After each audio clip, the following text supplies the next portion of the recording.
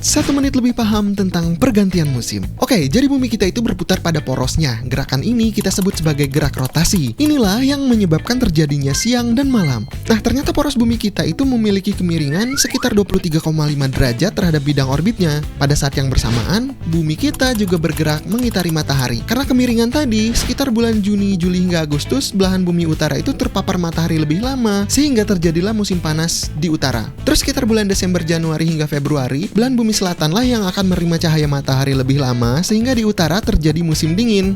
Nah, di antara dua siklus ini terdapat dua posisi yang kita sebut sebagai equinox, yaitu ketika belahan bumi utara dan belahan bumi selatan terpapar matahari dengan durasi yang sama. Lalu bagaimana dengan Indonesia ya?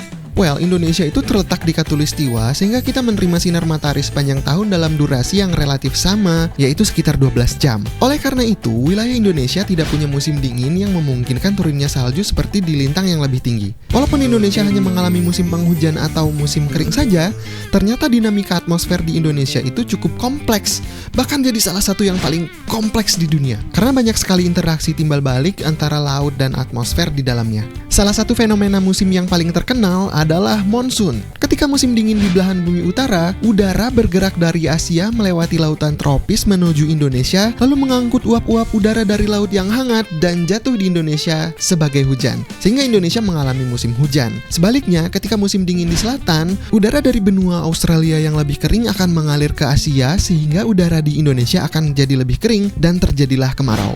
Until next time, aku mau ajak kamu buat